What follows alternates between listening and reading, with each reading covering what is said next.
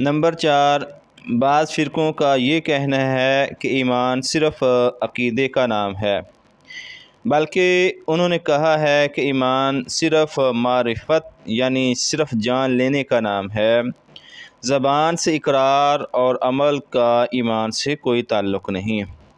یہ لوگ غالی، مرجیہ اور جہمیہ ہیں، اور اس مذہب میں ان کے دوسرے پیروکار ہیں۔ ان لوگوں کا یہ بھی کہنا ہے کہ ایمان نہ زیادہ ہوتا ہے نہ کم، کیونکہ وہ دل کا عقیدہ ہے جو نہ زیادہ ہوتا ہے نہ کم۔ اس بارے میں ایک شعر ہے، وَالنَّاسُ فِي الْإِيمَانِ شَيْءٌ وَاحِدٌ كَالْمُشْتِ عِنْدَ تَمَاثُلِ الْأَسْنَانِ، یعنی سب لوگ ایمان میں ایک جیسے ہیں جیسے کنگھی کے دندانے ایک دوسرے کے برابر ہوتے ہیں۔ ان کا کہنا ہے کہ ایمان کے ساتھ کوئی معصیت نقصان نہیں دیتی، جس طرح کفر کے ساتھ کوئی نیکی فائدہ نہیں دیتی۔ اس قول کے مطابق تو قول و عمل میں سب سے کامل آدمی اور قول و عمل میں سب سے بڑا فاسق ایک جیسے ہوں گے، جب تک وہ کفر کی حد تک نہ پہنچے۔ غالی مرجیہ سے کم درجے کے مرجیہ وہ ہیں جو کہتے ہیں کہ نیک اعمال کا فائدہ ہے اور برے اعمال کا نقصان ہے، مگر اعمال حتیٰ کہ نماز بھی ایمان میں داخل نہیں۔ ایک گروہ نے ان لوگوں کے برعکس یہ کہا ہے کہ ایمان ان 4 چیزوں سے مرکب ہے، اور جب تک یہ چاروں چیزیں کامل نہ ہوں ایمان کا وجود ممکن نہیں۔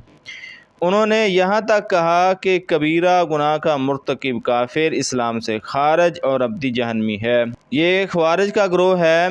ایک اور گروہ کے نزدیک ایمان ان 4 چیزوں سے مرکب ہے، اور کبیرہ گناہ کا مرتکب نہ مومن ہے نہ کافر، بلکہ دونوں درجوں کے درمیان ہے۔ ان لوگوں کے نزدیک بھی کبیرہ گناہ کا مرتکب اگر بغیر توبہ کے فوت ہوا تو ابدی جہنمی ہے۔ یہ معتزلہ کا گروہ ہے۔ مگر اہل سنہ والجماعہ کا کہنا یہ ہے کہ ایمان ان 4 چیزوں پر مشتمل ہے۔ نمبر 1 دل کا عقیدہ، نمبر 2 دل کا عمل، نمبر 3 زبان کا قول، اور نمبر 4 اعضاء کا عمل۔ لیکن ان میں سے بعض ایمان کے لیے رکن اور شرط ہیں کہ اگر وہ نہ ہوں تو ایمان نہیں رہتا، اور بعض اس طرح نہیں بلکہ ان کے نہ ہونے سے مومن کامل نہیں رہتا۔ ناقص الایمان مومن ہوتا ہے، کافر نہیں ہوتا۔ چنانچہ ان کے نزدیک اگر دل کا عقیدہ نہ ہو تو آدمی منافق ہے، اگر زبان سے اقرار نہ ہو تو کافر ہے، اور اگر عمل میں کمی ہو تو ناقص الایمان یا فاسق ہے، مگر ایمان سے خارج یا ابدی جہنمی نہیں۔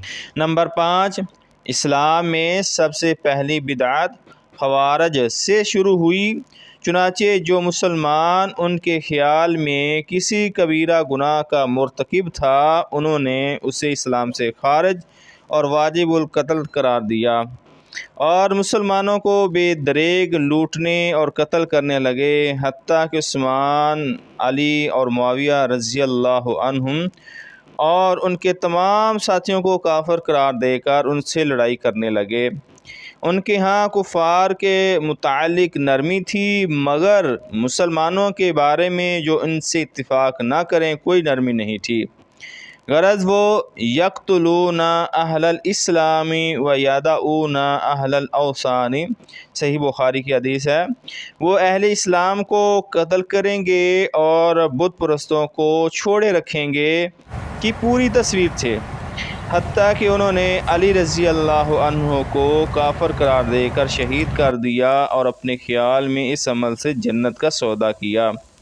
آج کل بھی اس عقیدے کے لوگوں نے مسلمان حکام کو کافر قرار دے رکھا ہے، اور انہیں کافر نہ سمجھنے والے مسلمانوں کو کافر قرار دے کر ان میں قتل و غارت کا بازار گرم کر رکھا ہے۔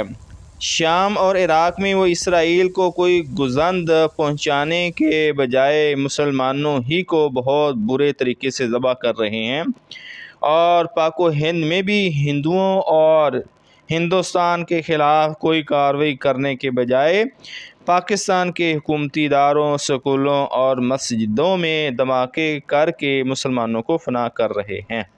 ناظرین، اگر آپ نے ہمارے چینل کو سبسکرائب نہیں کیا تو برائے مہربانی سبسکرائب کریں تاکہ ہر ویڈیو آپ تک بر وقت پہنچ سکے۔ اللہ حافظ۔